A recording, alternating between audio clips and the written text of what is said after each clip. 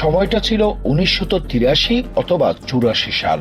মাঝেরঘাট stand road অবস্থিত Bangladesh jute corporation নিয়ন্ত্রণাধীন ঘাটের লিজকৃত মালিক ছিল আব্দুল মালেক। বাবা মারা যাওয়ার পর ঘাটের নিয়ন্ত্রণ আসে ছেলে ইকবাল মাহমুদ রাসেলের হাতে। তার মায়ের দুঃসম্পর্কের ভাই সাবেক ফ্যাসিস্ট সরকারের নোয়াখালী 4 আসনের এমপি একরামুল করিমের হাত ধরে বাংলাদেশ জুট কর্পোরেশনের নিয়ন্ত্রণাধীন কন্টিনেন্টাল রেলিঘাট এক লিজ নেয়। পরে ওই ঘাটের অংশীদার হিসেবে অন্তর্ভুক্ত করে ব্যবসায়ী আলহাজ মোহাম্মদ হারুন ও তার বন্ধুকে। অন্যদিকে জুট কর্পোরেশনের বিকন ইঞ্জিনিয়ারিং ঘাট 2 লিজ নেয় ব্যবসায়ী আলহাজ মোহাম্মদ হারুনের ভাই আহমদুল্লাহ। পরে ওই ঘাটেরও অংশীদার করে আলহাজ মোহাম্মদ হারুন ও তার বন্ধুকে। খোঁজ নিয়ে জানা যায় ছাত্রলীগ নামধারী ফ্যাসিস্ট সরকারের দোসর ইকবাল মাহমুদ রাসেল ছাত্রলীগ করার সুবাদে ছাত্রলীগের সন্ত্রাসীদের ব্যবহার করে চালাতো চাঁদাবাজি, ভূমি দখল সহ বিভিন্ন অপকর্ম। এদিকে আহমদুল্লাহর বিরুদ্ধে আওয়ামী ফ্যাসিস্ট সরকারের আমলে ক্ষমতার অপব্যবহার করে আদম ব্যবসা, মানুষের টাকা আত্মসাৎ, নিজের বৃদ্ধ বাবাকে মেরে ফেলার ভয় দেখিয়ে নিজ ভাই বোনের প্রায় 5 কোটি টাকার জমি বিক্রির টাকা আত্মসাতের ঘটনা। বাংলাদেশ জুট কর্পোরেশন জুট রেলির প্রায় 13.6 একর জমি 2013 সালে 320 কোটি টাকার দর নির্ধারণ করে টেন্ডার প্রক্রিয়ার সিদ্ধান্ত নেয়। ঘাট দুটি হাতছাড়া হওয়া থেকে রক্ষা করতে ইজারাদার মালিক আহমদুল্লাহ ও ইকবাল মাহমুদ রাসেল ব্যবসায়ী হারুনকে প্রস্তাব দেয়।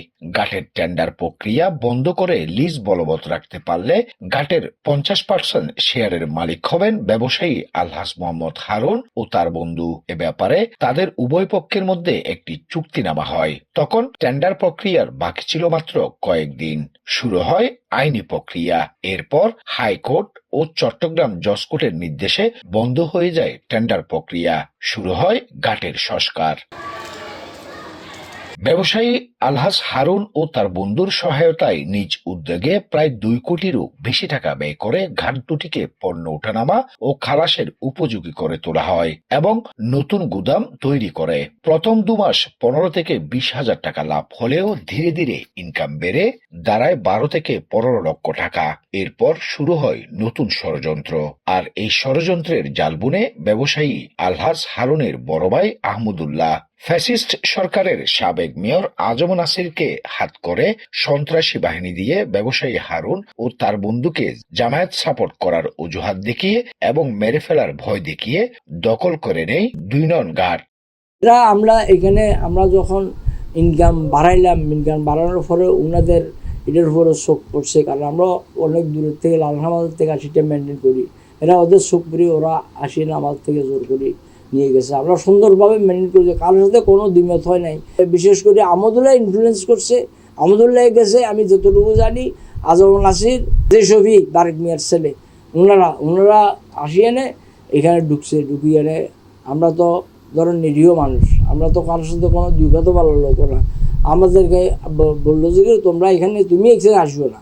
তখন কিন্তু আমাদের ওইখানটা চালু আছে, এখানে এটাতে আসবে না, আসলে তোমাকে গেটেই তোমার বিদ্যুতি করি ফলাবাদি বিদ্যুতি করবো। জীবন বাঁচাতে ওই ঘাট থেকে সরে আসে ব্যবসায়ী মোহাম্মদ হারুন। এভাবেই কয়েক মাস চলার পর শুরু হয় নতুন চক্রান্ত।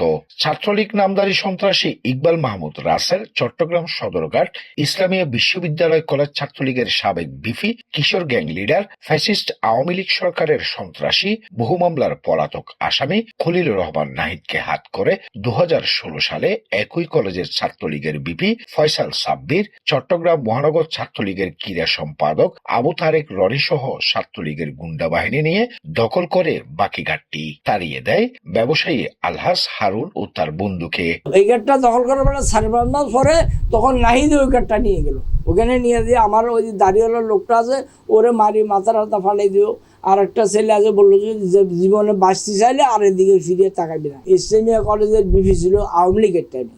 নিজের ঘাম জড়ানো কষ্টার্জিত অর্থ ঘাট দুটির পিছনে ব্যয় করে নিঃস্ব হয়ে পড়ে ব্যবসায়ী হারুন। নিজের ভাই আহমদুল্লাহর চক্রান্তে ফ্যাসিস্ট সরকারের রাজনীতির বলির পাঠা হয়ে এবং জামায়াত ইসলাম সমর্থন করার অপরাধে মিথ্যে মামলা হামলার ভয়ে সরে যেতে বাধ্য হয় ব্যবসায়ী হারুন। ভাইয়ের নির্মমতার কাহিনী তুলে ধরেন কিভাবে ঘাট দুটো দখল করে সন্ত্রাসী কিশোর গ্যাং লিডার নাহিদ এবং ছাত্রলীগ নামধারী সন্ত্রাসী চাঁদাবাজ ইকবাল মাহমুদ রাসেলের নির্যাতনের কাহিনী।